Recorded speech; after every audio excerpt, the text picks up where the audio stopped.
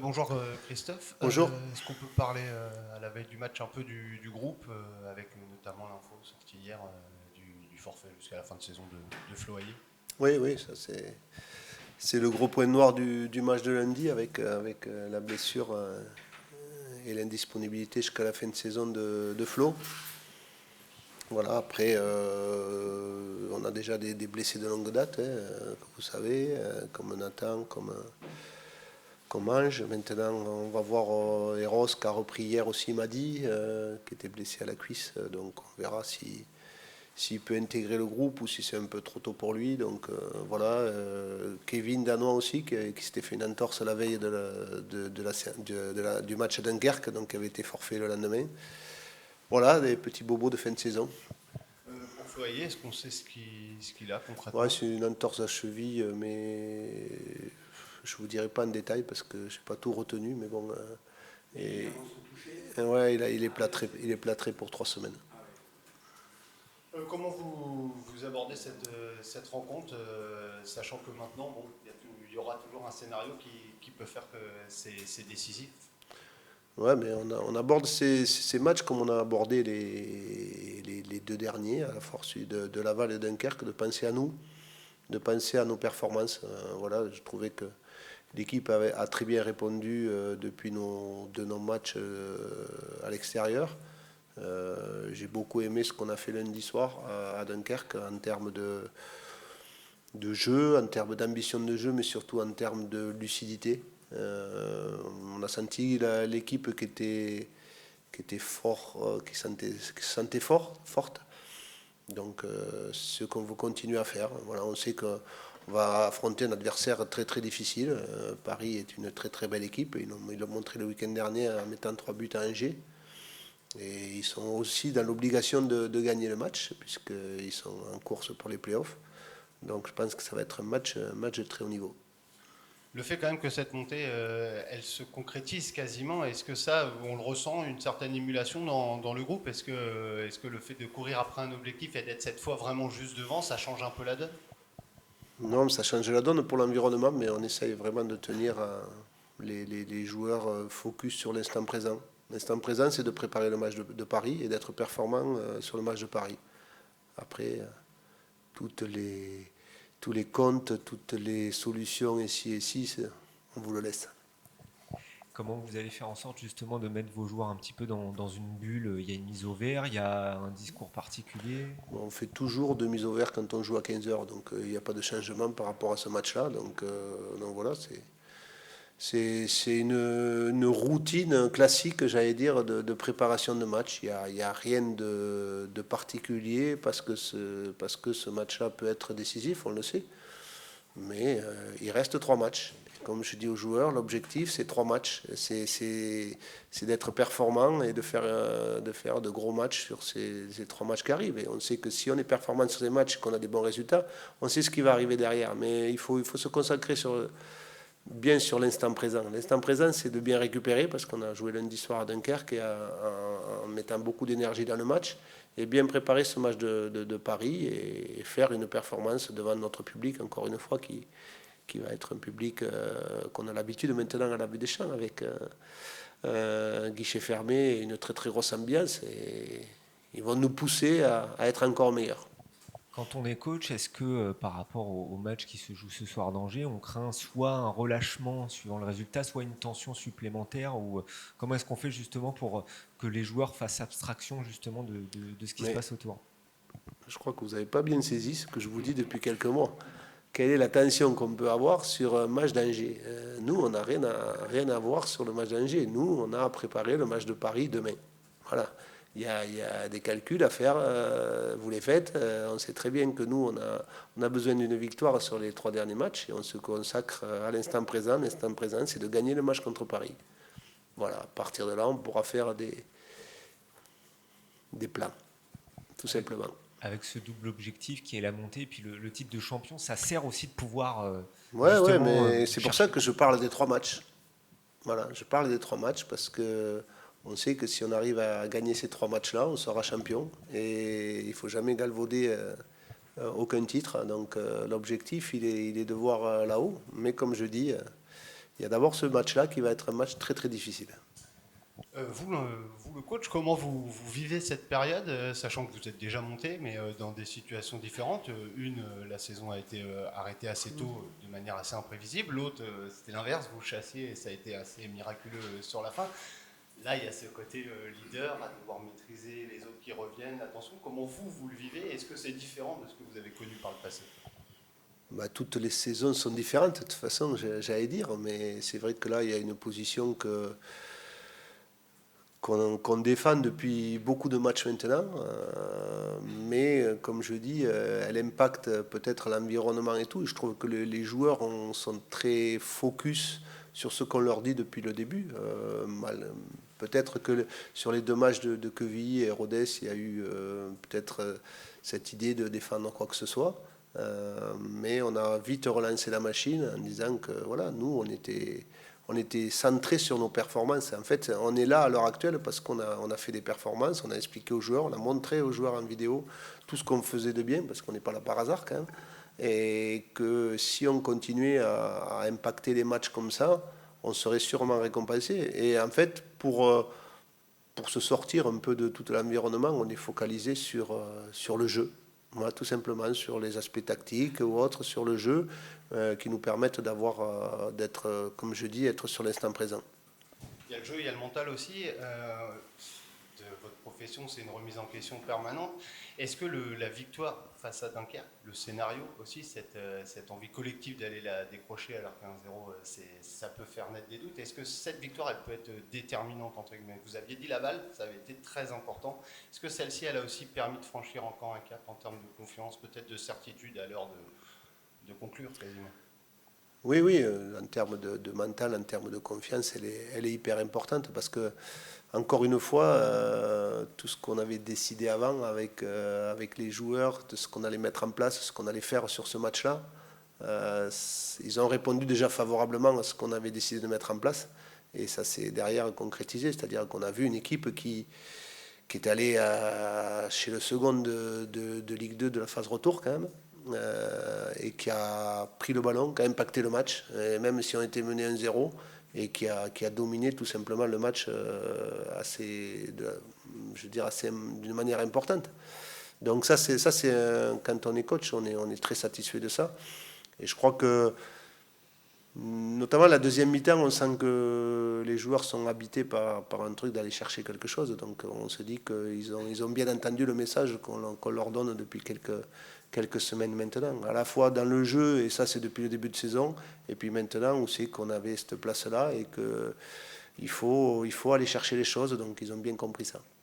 Dans l'optique des 3 derniers matchs, est-ce que la blessure de Floyer, c'est un vrai problème, un vrai coup dur, dans le sens où numériquement, là, à l'heure où il y a l'incertitude, Erox m'a dit, mais qui en plus de toute façon a très peu joué cette saison, vous avez plus que 5 joueurs pour 4 postes. Est-ce que ça, c'est problématique?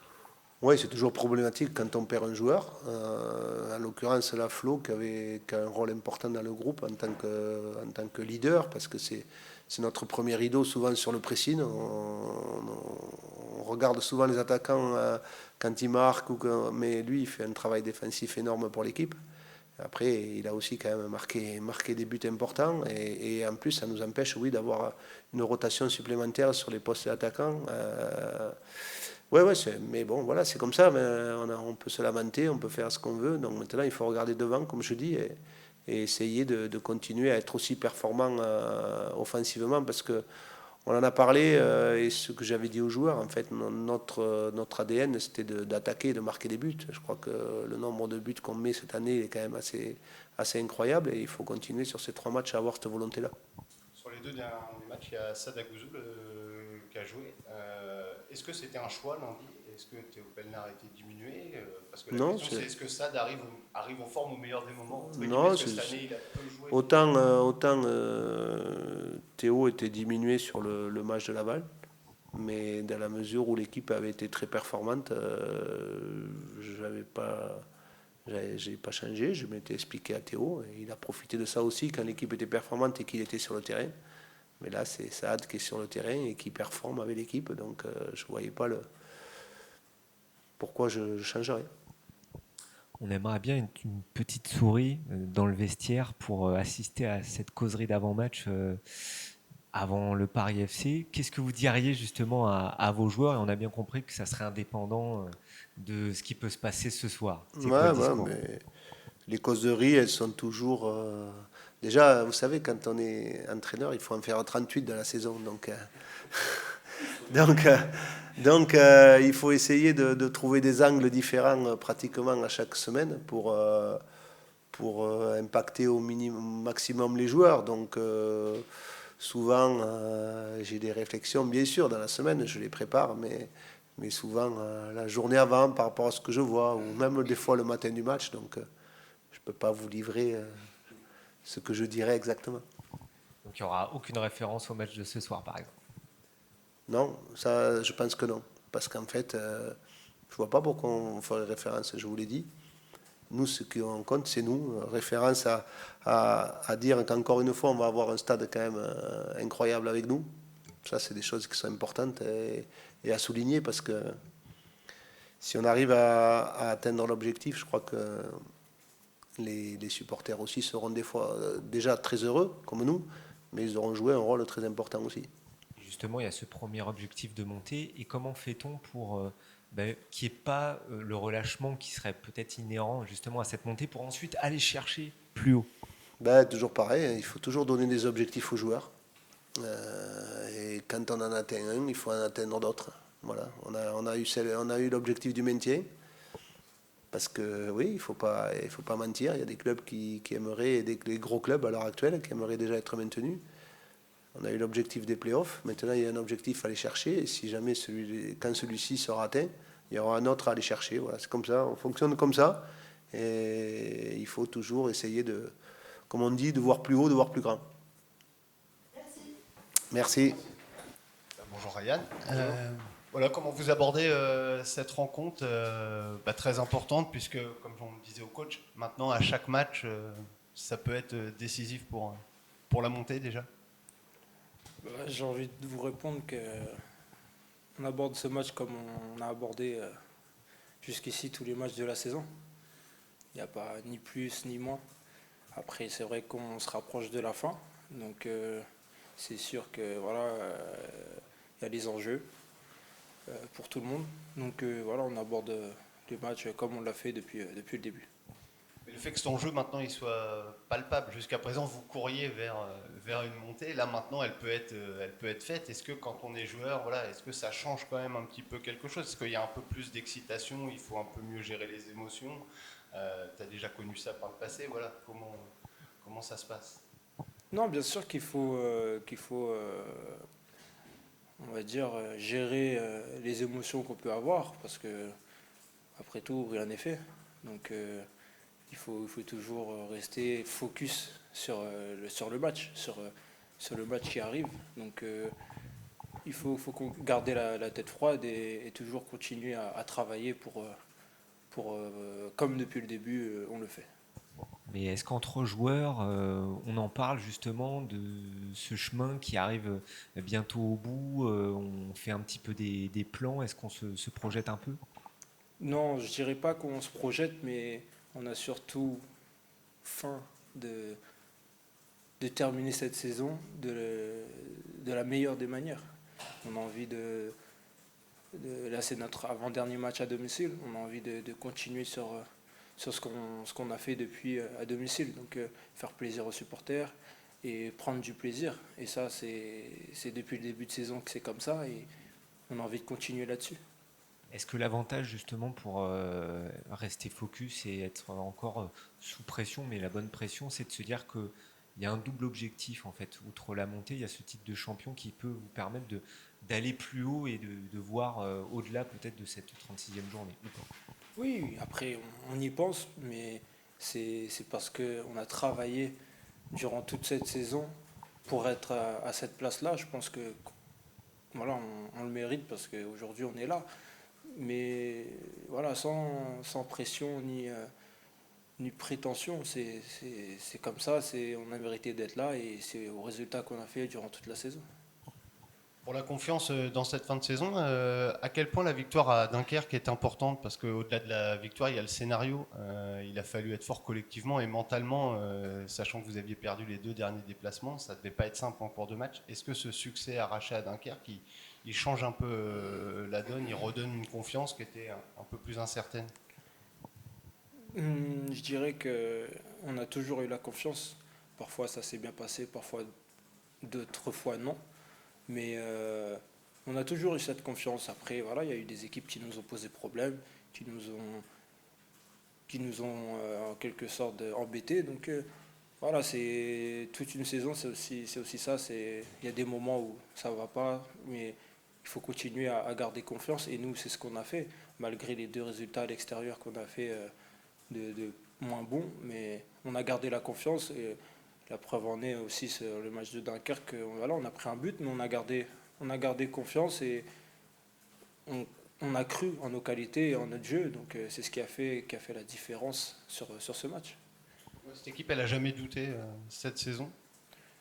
Je pense pas. Après, je pense qu'on a eu un coup de, comme je vous l'ai dit, dans une saison, ça arrive. Voilà, on a eu un coup de moins bien, mais c'est vite passé parce que aussi on enchaînait les matchs. Et quand on a une équipe de qualité comme la nôtre, on n'a pas le temps. On n'a pas le temps au doute. On n'a pas le temps de s'attarder sur ce qu'on a fait avant.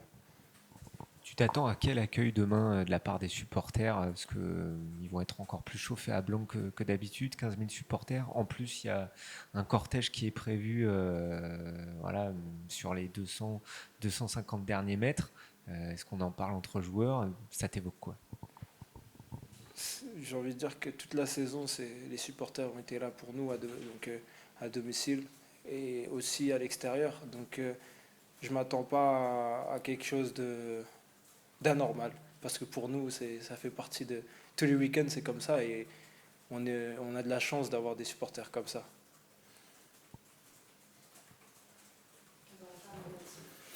Merci.